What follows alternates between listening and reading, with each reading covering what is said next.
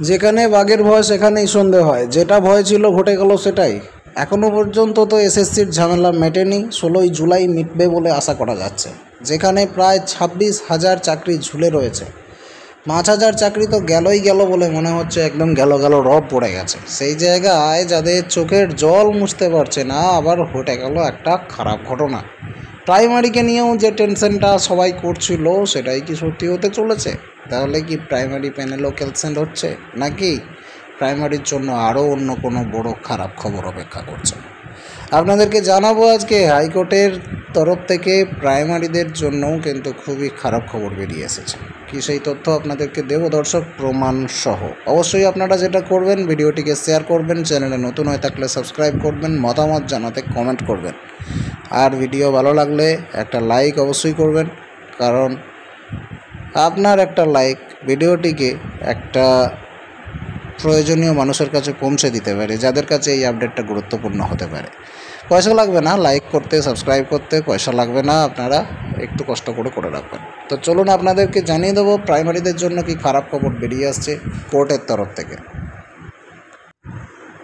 দেখুন, বাংলাহান্ট.com-এ একটা খবর প্রকাশিত হয়েছে, 23 মে খবর, টাটকা তাজা খবর এটা। 23 মের আপডেট অনুযায়ী আপনারা দেখতে পাচ্ছেন, এসএসসি মামলার মাঝেই প্রাইমারি নিয়ে খারাপ খবর, কি জানালো কলকাতা হাইকোর্ট। এই হেডলাইনে আপনারা খবরটা পেয়ে যাবেন বাংলাহান্ট.com-এ। এখানে বলে দেওয়া হচ্ছে, দেখুন আপনাদেরকে একটু জানিয়ে দিতে চাইবো, তারপরে আলোচনা থাকবে। এখানে বলা হচ্ছে যে এসএসসি 2016 সালের প্যানেল নিয়ে তোলপাড় চলছে রাজ্য জুড়ে। এরই মাঝে আপার প্রাইমারি নিয়ে বড় আপডেট বেরিয়ে আসছে। উচ্চ প্রাথমিক বা আপার প্রাইমারিতে শিক্ষক নিয়োগ মামলায় কোনো নির্দেশ না দিয়ে ফের তারিখ দিয়ে দিল কলকাতা হাইকোর্ট। লম্বা অপেক্ষার পর গত বুধবার উচ্চ প্রাথমিকে শিক্ষক নিয়োগ মামলার শুনানিটা এসেছিল, আর সেই মামলাতেই আরও অপেক্ষা বাড়িয়ে দিল চাকরি প্রার্থীদের। মামলার পরবর্তী শুনানির দিন কিন্তু অনেকটাই দূরে, 28শে জুন। আদালত সূত্রে খবর পাওয়া যাচ্ছে, আপার প্রাইমারিতে শিক্ষক নিয়োগ মামলায় স্কুল সার্ভিস কমিশন এবং এসএসসির নিজেদের বক্তব্য কিন্তু রেখেছে। পরবর্তী শুনানিতে বিরোধী পক্ষ কিন্তু জবাব দেবে। তারা এখন জবাব করার জন্য বা তৈরি করার জন্য সময় পেয়ে যাচ্ছে।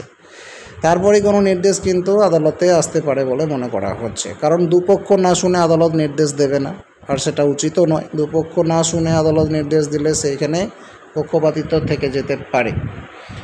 আপার প্রাইমারি মামলায় হাজার হাজার চাকরি প্রার্থী আশায় বসেছিলেন, তাতে কিন্তু আপাতত কোনোটাই হচ্ছে না, জল ঢালা হয়ে গেল আপাতত সেই আশায়। দীর্ঘ 10 বছর থমকে রয়েছে নিয়োগ। চাকরি প্রার্থীদের অভিযোগ, সরকারের সদিচ্ছার অভাবেই কিন্তু নিয়োগ ঝুলে রয়েছে। প্রথম কাউন্সেলিংয়ের পর চাকরি প্রার্থীদের দ্রুত দ্বিতীয় কাউন্সেলিং শুরু করে যোগ্য প্রার্থীদের অবিলম্বে নিয়োগ করে চালু করতে হবে তাদের কাজ, এটাই দাবি চাকরি প্রার্থীদের। প্রসঙ্গত, আপার প্রাইমারিতে প্রায় 9,000 প্রার্থীর কাউন্সেলিং প্রক্রিয়া কমপ্লিট হয়ে গেছে। দ্বিতীয় দফার প্রায় 2,000 প্রার্থীর কাউন্সেলিং প্রক্রিয়া এখনও বাকি রয়েছে। জানা গেছে প্রায় প্রথম দফায় মোট 8,900 জনের প্রথম কাউন্সেলিং হয়েছে, দ্বিতীয় কাউন্সেলিং বাকি আছে। আর এই কাউন্সেলিংগুলো সম্পূর্ণ না হলে দর্শক নিয়োগটা হবে না। নিয়োগটা না হলে পিছিয়ে পিছিয়ে পিছিয়ে পিছিয়ে কোথায় যাচ্ছে আর কোথায় যাবে, চাকরি বাকরি পাবে কবে? মানুষ তো চুলদাড়ি পেকে যাচ্ছে, তাই না দর্শক? এটা প্রচণ্ড খারাপ খবর। আপনি কি বলবেন এই বিষয়টি নিয়ে? আপনার মতামত অবশ্যই কমেন্ট করে জানান, আর পরবর্তী আপডেট পেতে চোখ রাখবেন স্মার্ট দুনিয়ার পর্দায়।